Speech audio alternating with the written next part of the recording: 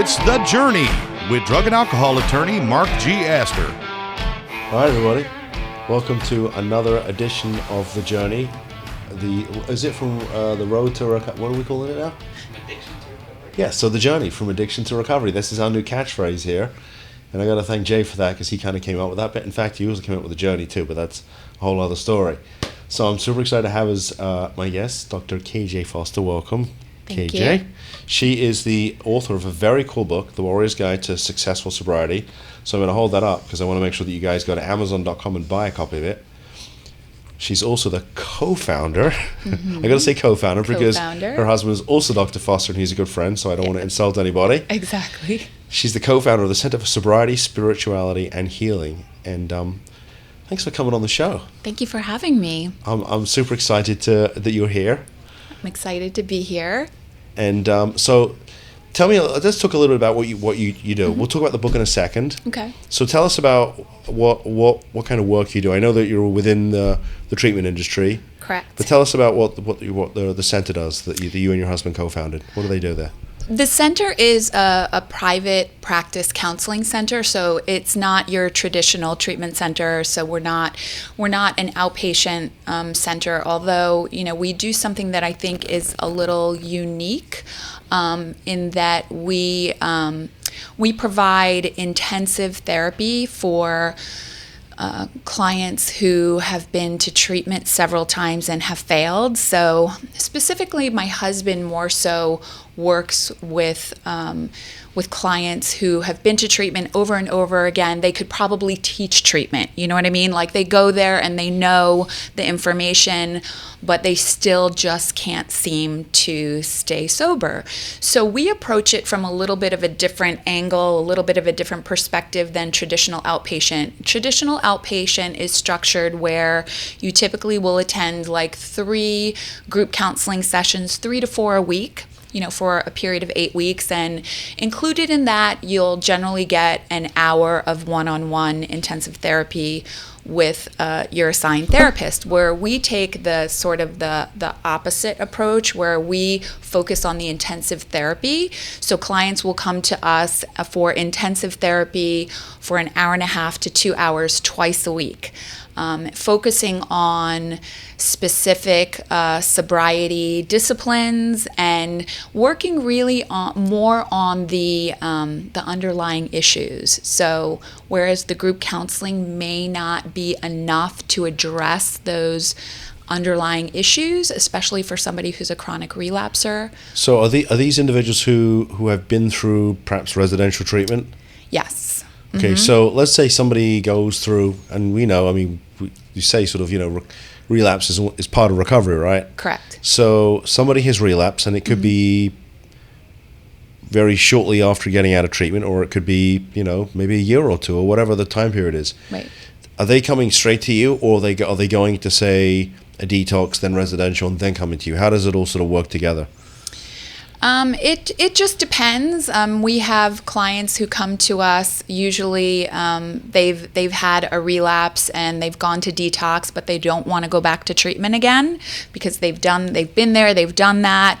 Like I said, they know it like the back of their hand, but there's still something that's not been enough for them. And we believe it's more because of the intensive therapy that is maybe required for that particular individual that is, causing the relapse. So are they doing sort of one-on-one sessions with either you or your husband? Yes. This is pretty much so far, it's just been, that's been Tony's side of the business where he works with people intensely one-on-one twice a week. For myself, I work more, the majority of what I do is EMDR, so that's the eye movement reprocessing desensitization. So I work with individuals who are either pre-treatment, or I work with clients who are not really sure if they've crossed over into addiction yet. So maybe they may need treatment, maybe they might not. And people that have already been through treatment and they're working more on that emotional sobriety piece. And I work with a lot of family members, so family members who are struggling because of all the changes that take place. So do they become sort of an active part of the treatment protocol? Yes. Mm-hmm. So somebody comes to you, they've had a relapse. I presume hopefully they've gone through a detox, Right. because obviously we don't want them actively using while they're absolutely. in treatment. Well, so they've been through detox, now they're referred to you. Mm-hmm. So how much time, what does sort of a week consist of, and how long are they going to be with you?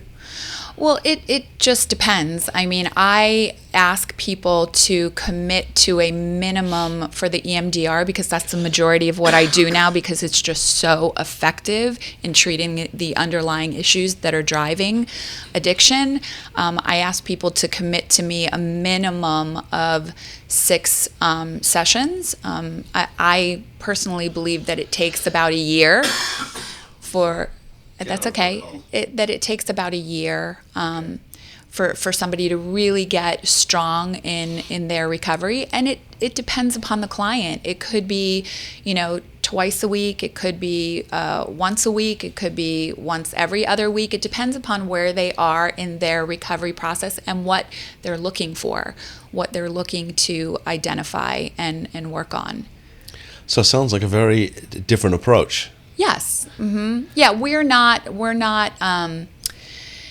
not seeking to become a treatment center. We're not seeking to become an outpatient treatment center. We're not seeking to become, anything like that. We are much more focused on the intensive counseling and not so much the group therapy aspect of treatment. Right. So let's tell us a little bit about your background. How did you even get into this, I guess for lack of a word, industry arena? Well, okay, so that's a little interesting. I hope you don't mind asking. No, I don't mind you asking at all. I'm in recovery myself, as well as my husband. I'll have 11 years of sobriety in July. That's great. So coming up next month, July 20th, and my husband is approaching 17 years of sobriety. And I think that's one of the unique aspects of our counseling center, is that both of us are in recovery ourselves, and not that there aren't counselors out there that are in recovery. I mean, there are, but to have a husband and wife who are in recovery, and the level of experience, professional expertise that we have, like the training. I mean, we're both PhDs in counseling. I'm a licensed mental health counselor. My husband is a master certified addiction professional, and we also have a son who's in recovery. And so we've experienced not only recovery from our own, personal experience, but we've also experienced being the loved one, on the other side, watching somebody that you love and you care about slowly. Sorry. So I interrupted you. I was having a coughing fit. That's okay. Okay, so I think where we left off is I was talking about being the parent of, having a son who struggled with addiction and is in recovery now, and what that experience was like, being the loved one watching somebody, slowly killing themselves as the result of drugs and alcohol. And so for me, I had gotten a master's degree in mental health counseling like 20 plus years ago when I was working in human resources. For the majority of my career, I was working in a week. All right. I'm sorry about all the coughing, everybody. I'm just trying to get over this cold, and okay. Now I have my big bottle of airborne infused water next to us, so I don't have another coughing attack. So I know that you were sharing with us your experience. You had a son you have a son who's in recovery. Yes. Mm-hmm. And how I got into the yes. field.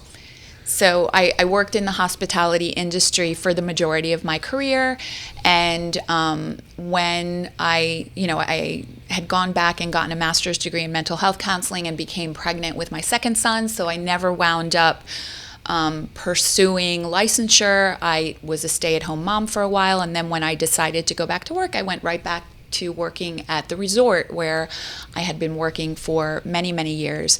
But after my own recovery, and I started sponsoring women, and then it became, I had an office at the resort where I worked, and people would come to me because they knew I was in recovery. And, we're talking about, I worked for a company that had like anywhere between 1,400 and 2,200 employees at any given time. And so people started to learn, and they would come to me, asking me questions about loved ones that were struggling with addiction and what they should do and how they should approach it. And so I started to talk to my husband, who was already, in the field and was working as a therapist. And he said, you really should go back to, pursuing counseling. And at the time, I want to say I was like 48 years old, and I was like, oh, I'm too old. I have to go back to school, and there's all of, the training, and I would have to go from this very cushy position, with lots of perks and benefits to, you start as an intern in the field, you're making like $12 an hour. But, there was something that happened that led me to believe that this is where the universe, where God was leading me to be. And I followed that path and went back to school and got my license and certifications galore, lots of letters, and got my PhD, and have been really blessed with, the opportunities that I've gotten, the people that I've been blessed to work with, and the experience. And I'm just really happy that I'm in a job that not only I love, but I get to help people. So it was really great to work at the resort. I loved working there, and I got to help people with their luxury vacations and basically put, heads in beds. But I feel like what I'm doing right now is a lot more meaningful than that. I'm really helping to save people's lives. So when did you and your husband co-found the center?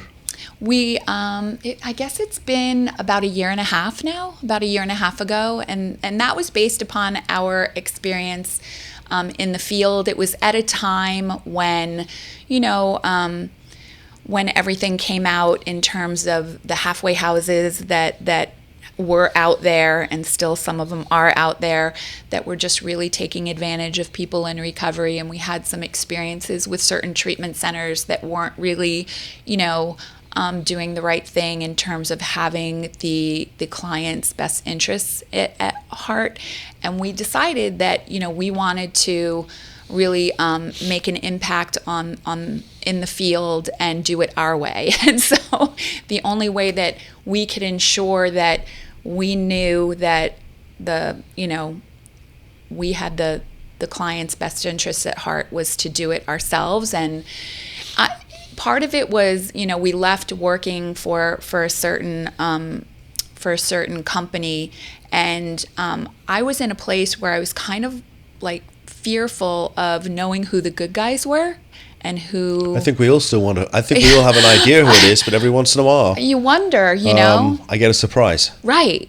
So I was in this place of fear of not knowing who to go work for, because I didn't, and I didn't want to get myself into a place where all of a sudden I'm in there and I'm realizing it's not a place where I want to be. And that's where we both sat down and put our heads together and said, listen, and this is only a part of what we do. This is like, a piece of multifaceted other things. But we decided, let's open our own place. At least we know, you can control the quality of the treatment. Yeah, we can control the quality, absolutely. And we don't have to be making decisions based upon somebody else's bottom line.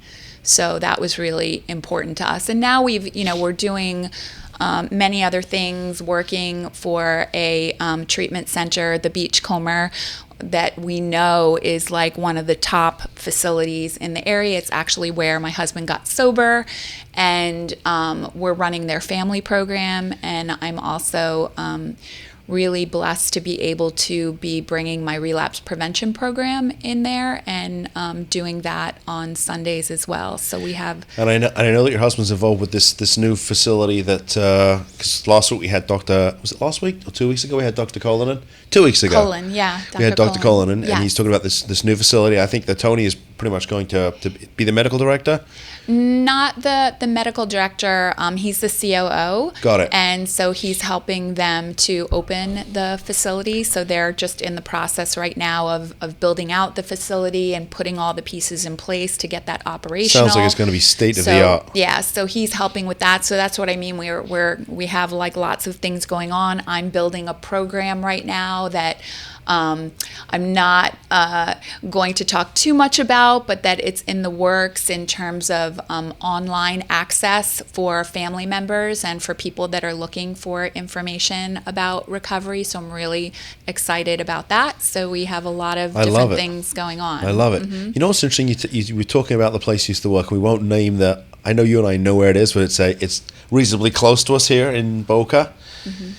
You know what's interesting is, one of the reasons I started doing this work is I realized I was surrounded by people, close friends, family members who were dealing with substance use and mental illness. Yes. I don't think people realize how much of it is out there. Right. And how much, people are struggling on a daily basis. You meet people one-on-one, they have a nice smile on their face, and mm-hmm. you say, oh, they seem fine.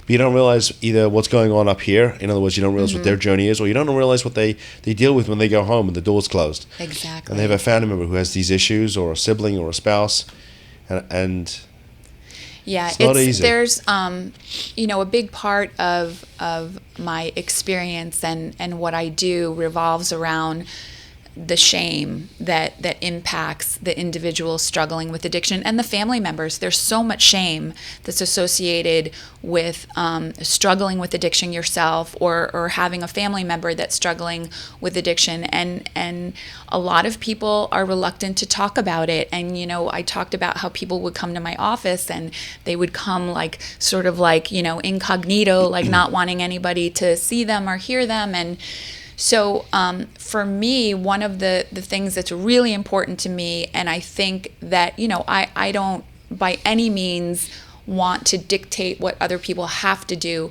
but I think that it's really beneficial the more open people can be about their recovery, because and that's why I'm like, everybody knows that I'm in recovery, and my husband. Well, I think it helps to inspire people. I mean, it's interesting if Audra and I had dinner with you and your husband right. about a month ago, right? Mm-hmm.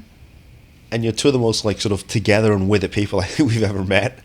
So I think that if this is the face of recovery, it's a beautiful thing. Yeah, well, and see, that's the thing, is that the face of recovery is not what a lot of people think about people who struggle with addiction. People, and I was one of those before I struggled with addiction myself. My idea of somebody who is an alcoholic or a drug addict was the person under the bridge, the person, I grew up in New York, so on the Bowery that has the paper bag, I remember walking by and my mom was sort of pulling us to the side and saying, that's an alcoholic, and that's what you remember in your brain, that's an alcoholic. And that is not representative of the majority of people who are alcoholic or struggle with addiction. And there are people who, I believe 100% that any person you pull off the street and you ask them, do you know somebody who's struggling with addiction? That everybody knows somebody, family member, friend, coworker, we all know someone. And I believe that it's the shame. It's the, Brene Brown, shame goddess. I love her. I incorporated her 4 elements into my relapse prevention program that I developed because I believe it's so powerful in addressing shame. And she talks about how the 3 things that will grow shame exponentially are secrecy, silence, and judgment. And think about addiction, right? It's all about secrecy, silence, and judgment. So we're actually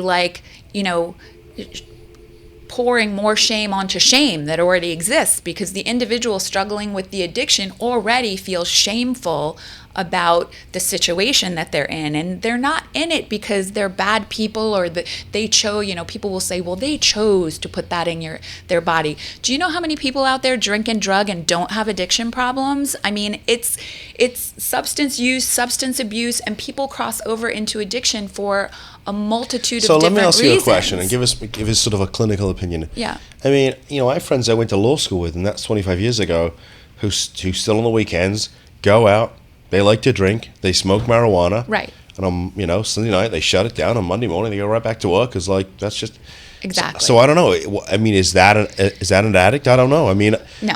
I mean, I would always associate addiction with, with results that weren't particularly good for them, in other words, right? So where there was dire consequences. If I'm a drinker and I get a DUI, I mean, that's a dire consequence, right? I've now been arrested. So, right. Well, and getting a DUI, though, doesn't necessarily mean that you're addicted.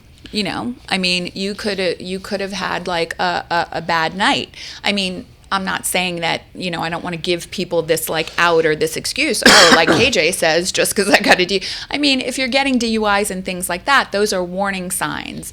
But at the same time, somebody that parties every weekend and it's not interfering with their life at all, they're not seemingly, I mean, I've come to realize that even though we may not think that it's interfering in our lives, it really is. So when's the line crossed? The line is crossed when it's interfering in your life and when something happens that, whether it's a health issue, whether it's a relationship issue, whatever it is that brings it to the forefront, yet you still continue to drink and or drug. That's really the define. And in terms of addiction, I believe that, you cross over into addiction when you're unable to stop on your own. So say something happens, there's a health issue, there's a crisis, in my case, it was a DUI, and it was, a crisis in my life. And I had known prior to this DUI that I was struggling with my drinking. But when I went to stop, when I knew that I needed to stop because I was on probation, I had a blower in my car, I had all these consequences, and I could not stop on my own. I was too weak at that point. The addiction had taken over too much of control over me to be able to do it, and that's a lot of what I talk about in my book. All right, so I'm going to talk about the book, gaining the power. As I'm sitting here, I'm thinking about things. So when I was prosecutor, and even when I, doing defense work, I see people all the time with multiple DUIs, and I say to myself, okay, I understand somebody has a drinking problem. Oh, you couldn't hear me? Okay. She's telling me I got to speak into the mic. Mm-hmm. I understand you have a drinking problem, but why does the driving get combined with it? So, because you'd think that somebody who has a drinking problem will say, okay, I know I have a problem and I like to drink, but maybe I shouldn't get in the car and drive. Right. So help me understand some of that, because somebody who gets maybe one DUI or two DUIs keeps getting them, and yet now their license is suspended for 5 years, and they keep drinking and they keep driving, even though they don't have a license now, and they've obviously suffered some consequences. So tell me what's going on there? Well, the mindset is they believe, like I told myself when I got my DUI, that I just won't drink and drive. But the reality is that once you put the substance in your body, so many people will tell themselves, I'll only have one. It's the lie. I'll only have one. I'll get back on track tomorrow, or I won't drive. But once the substance goes in the body, it totally changes the mindset, and then it becomes, oh, I'm fine. I'm okay to drive. I didn't have that much. So you go from already being, in denial about the issue to totally delusional denial once you put the substance in your body. So the people that are getting DUI after DUI probably are not doing anything to increase their power, which is necessary in order to recover, because the addiction completely depletes you of any type of power to resist the drink, to resist the drug. It just takes over. It becomes like you're on automatic pilot, and it's just feeding itself. So, in Florida, I think in most states now, they consider DUI what they call an enhancement crime. What that means is, the second one is punished harder than the first, the third more. So as and the penalties go up, more license suspension, likelihood of jail time. So here's the thing: somebody who's getting multiple DUIs, is punishing them more after they get, say, the second, third, or fourth a good idea? In other words, maybe I'm not saying this right. Is punishing them alone the way to stop them from getting more DUIs, or does there have to be a more significant treatment component? Because, I mean, most judges now will make you go to 98 meetings in 90 days. You have to do the DUI school, which Right. candidly seems like more of a moneymaker than anything else. Right. And clients say to me after they've been through the DUI school, they're like, well, Right. they're like, didn't get much out of that, except, Right. they took $500 out of my pocket. Exactly. And I'm not saying we shouldn't punish people. I'm just saying, No. if you want to stop them from coming back, Right. there has to be some... There has to be a treatment There has to be a component. rehabilitation component to it, Right. which in Florida typically there isn't, because the Florida mandate here is to punish people first, rehabilitate second. Right. And I agree that there absolutely needs to be a rehabilitation component, because I think a lot of people that are getting, multiple DUIs don't think they can stop, just are resigned to the fact that they're unable to stop, don't know how to stop, don't know what to do. So it's a very complicated thing to understand. You would really have to, that's where you would really have to get to know the person's history and what are the driving factors, the things that are really driving their use, and treat treat those underlying issues. If you just keep, jail, this, Driver's that, license and suspension. Driver's, and I mean, so yeah. it sounds like you had the ignition interlock device, right? I Which is that you did. had to blow in the thing. Yes. And, I think that, so a lot of clients get that. Yes. And they get really, besides the fact it's an expense. Yes. It's the pain to get it Pain. installed. Oh. And yeah, that saved my life though. Because remember I told you that I said to myself after my DUI, I mean, and this is how crazy the addiction is by that point in time in my life, I knew that I was an alcoholic. I just didn't know any other way to cope. I was resigned to the fact that this is my life. A part of it was tied into the fact that my son was also addicted to heroin at the time, and we were feeding off of each other. My was like, oh, poor me, this is happening and I'm drinking, hello, that's not exactly a good model that you're setting for your son. But when I got my DUI and I went to jail, the moment that I left, I went straight to the liquor store. Who does that but somebody who's addicted to alcohol? And then I told myself, I'm not going to drink and drive. And then they put the interlock in my car. And I still was committed to this. I'm not going to drink and drive. But I drank the night before, not a lot, because I was controlling myself. I was only having a couple of glasses of wine. And I got in my car the next morning, and the alarm went off, the car shut down. I mean, it was it's like a house alarm. It's the whole neighborhood is alerted to the fact that the car shuts down, you can't drive it for 6 hours. And if this happens, you get one shot of coming in and saying, oh, I gargled with, mouthwash that had alcohol in it. And that's what, anything. It's just like the poppy seed bagels, oh, I popped because I, Poppy seed. Right. No, I don't think so. But you get one of those where you have to go, and every month it's monitored and they read the readings, and I knew, and that was the defining moment for me. That was when I was standing outside the car, I envisioned, okay, now I'm going to lose, if I continue to drink, I'm going to lose my hardship license to be able to go to work. I'm going to get the blower yanked out of the car, lose my hardship license, potentially lose my job, which would then cause me to probably lose my kids because I was divorced at the time. And then I'm done, that's it, my life's over. And so and I've often wondered this, what is the difference between someone like me who says, okay, I'm done, But yet, at the same time, I was only done for 9 months. I was on probation, so I'm like, I'm going to go to AA because I know that, I shouldn't say that. I was going to go to a 12-step recovery program. And because I know I can't stop on my own. I know I need help. I need support. I need a group that can surround me and help me to do this. And so I did that with the intention that after I'm off probation, after 9 months, You're going back to the old ways. I'm back, But what happened is that over those 9 months, my son progressively got worse as I got better. And at 9 months, there was no way that I was going to pick up a drink when he was as bad as he was. And it started to work, basically. You know what I mean?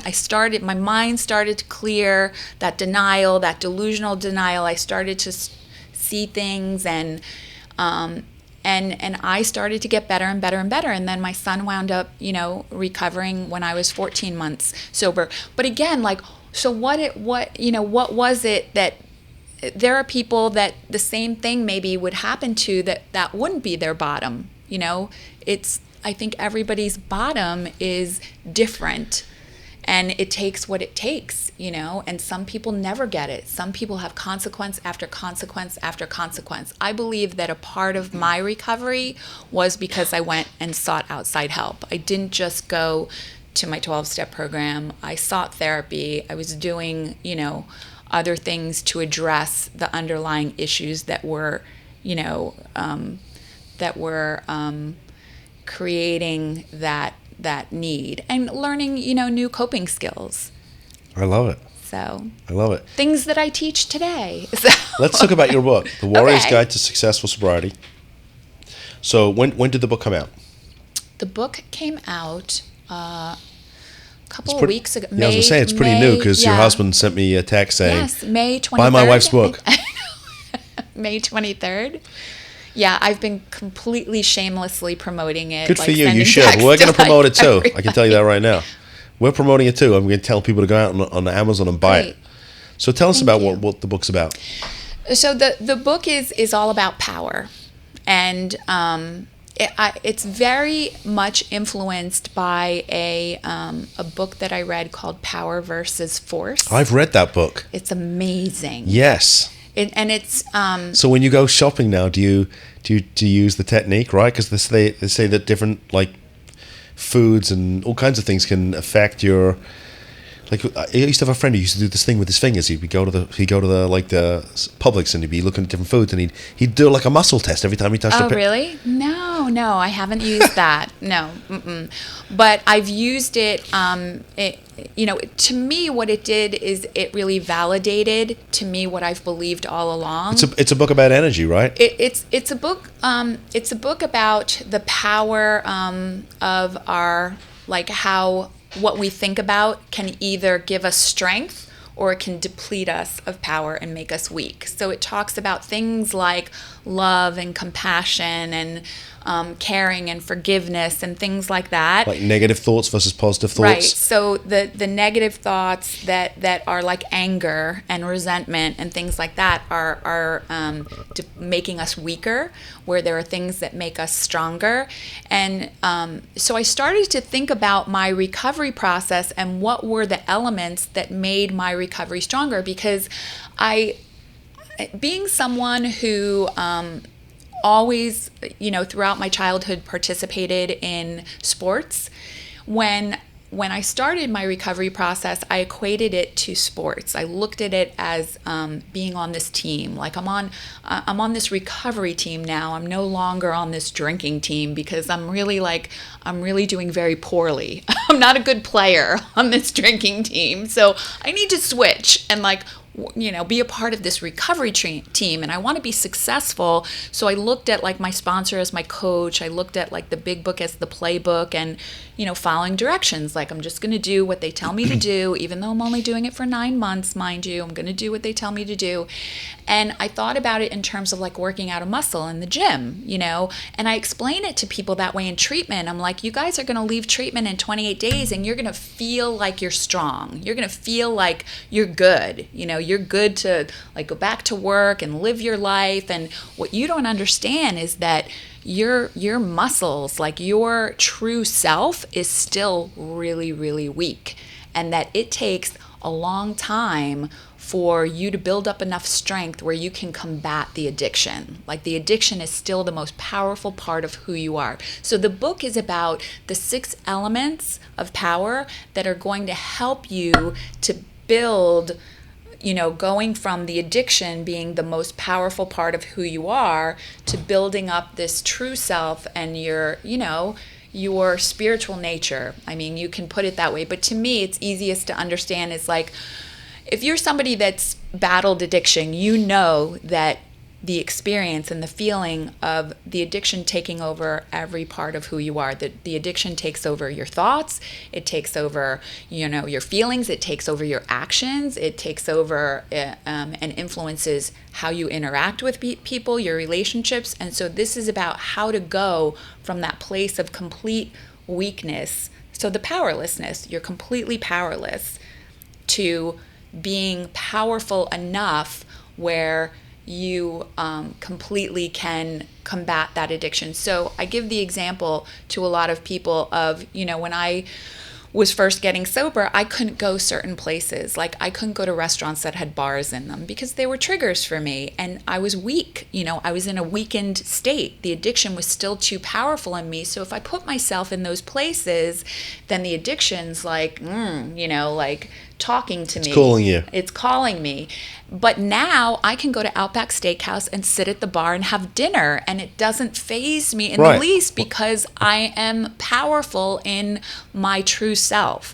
But that takes a long time for that flip to take place, where you are more powerful than your addiction. And my book tells you the 6 essential elements that help you to get there. I love it. So Amazon.com is the place to go get it. And The Warrior's Guide to Successful Sobriety. I love it. How to gain mental, emotional, and spiritual muscles. Who came up with the title?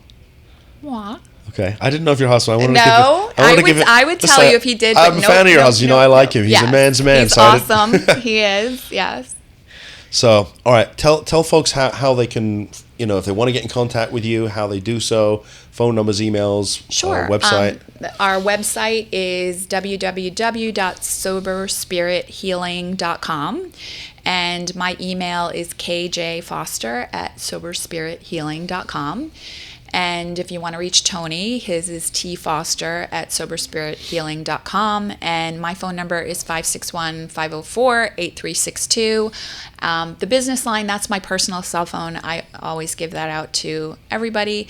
And our business line is 561-569-7372. And what else? We're located in Boca. We're just south of Palmetto Park Road on Power Line in the Fountains Plaza. Okay, I know where that is. Mm-hmm. Real nice. Yes. Mm-hmm. Well, thank you for coming on the show. Well, thank you for having me. It's been such a pleasure. I wanted to hear all about what about the book and your journey. I mean, Audrey and I had dinner with you guys, and we were just really liked you guys. So thank you. I'm glad you came on.